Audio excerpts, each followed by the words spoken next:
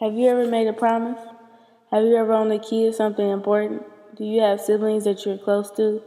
Have you ever been forced out of your home? If so, you and Sarah have a lot in common. Sarah is one of the main characters in the book Sarah's Key. Tatiana de Rosnay wrote the book. Sarah's Key has two stories to it. First story is about a girl named Sarah. She is 10 years old who lives in Paris in 1942. The second story takes place in Paris 60 years later. It's about this woman who investigates the roundup. The book has the emotions and tensions of Jewish people in France that were sent to the camps. The book teaches you lifelong lessons, challenges you to learn about things yourself. The world is a cold place, and every place has history. We are all the same in a way, but our stories are what makes us different. We should cherish each story and learn from it. Sarah and Julia both go on a long journey. Julia even finds something that links her to Sarah. Just reading the book cover makes me think about what is so special about Sarah's Key.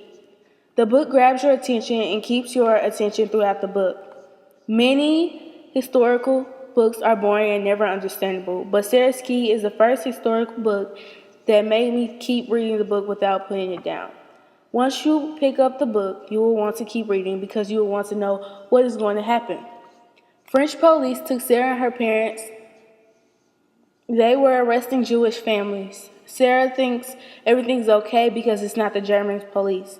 Sarah ends up locking her little brother in a bedroom cupboard. Her plan is to come back and get him once her and her parents are released. Did she ever return? Did her brother live? You will have to read it yourself to find out. The second story is about Julia. She is an American journalist who investigates the roundup. Most stories that tell me more than one story gets confusing, but Sarah's Key doesn't get confusing. It is easy to read and follow. It has a lot of imagery in it. The mother put a hand to her throat, and the girl noticed how pale she was. She seemed drained, frozen, as if she could no longer move. Rosemary, too. You can feel the tension. I love it that it's descriptive. It goes with the views of the world. Julia was assigned to write an article about the roundup that took place in Paris in July 1942. With her assignment, Julia learns about Sarah. She was very eager to learn more about Sarah, so she does her research. I realized how little I knew about what happened in Paris in July 1942. I hadn't learned about it in class back in Boston, and since I had come to Paris 25 years ago, I had not read much about it. It was a secret, something buried in the past. Rose Day 28. I also learned that people don't always speak of the past. We learn the basics about history. We learn a lot about the good and little about the bad. However, Julia challenges us all to research. During her research, Julia learns that her husband's grandparents' apartment is an important place that is mentioned throughout the book. The apartment deals with something about Sarah.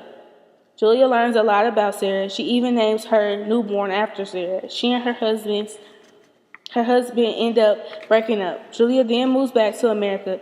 Do you want to know why all of this happened? You can go purchase or check out the book at your local library or bookstore.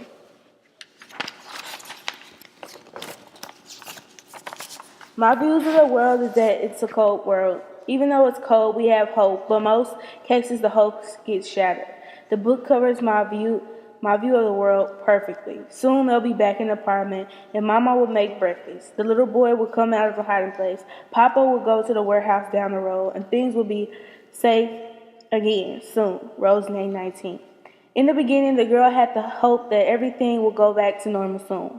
Being forced to an unknown place, her hope started to fade away. Maybe she had it all wrong. Maybe things were not going to happen like she thought they would. She felt very naive, silly, and young. She realized that it wasn't going to go back to normal. Rose May 22. Don't hope, don't believe. Try to prepare yourself. Try to imagine that nobody is waiting for you. She screamed at the top of her lungs. Rose May 160. What I took from the book is that we always have hope for something, but the hope might not be reality. Before I read this book, I thought Paris was just a flawless place. I thought that nothing bad went on in Paris. Paris is a place most people want to go see the Eiffel Tower, relax, and enjoy the scenery. But no one ever talks so bad about Paris or talk about the history of Paris. After reading this book, I now understand the saying, everything that glitters isn't gold. We all think of Paris as pure, but just 71 years ago, this roundup happened. No one really knows about it. This book really challenges me to read about the history of places I want to go in the world, just to inform myself of what they overcame or what they have been through. I can see why the book is a New York Times bestseller. In spite of having two stories intervening with each other, it was a really good book. However, I would have liked to read Sarah's story first, then read Julia's. Starting off, I always knew this was a big deal, but after reading this, it is a bigger deal because the kids didn't know what was going on. Sarah hid her brother thinking they would be back in a couple of hours. It has me wondering how many other families did that too. Sarah had all the faith and hope in the world, but did the faith and the hope become reality? She does go back to their old apartment. Her findings are terrifying. Overall, I don't have any negative things to say about the book. It is amazing. It will have you at the edge of your seat. Everyone should read this book.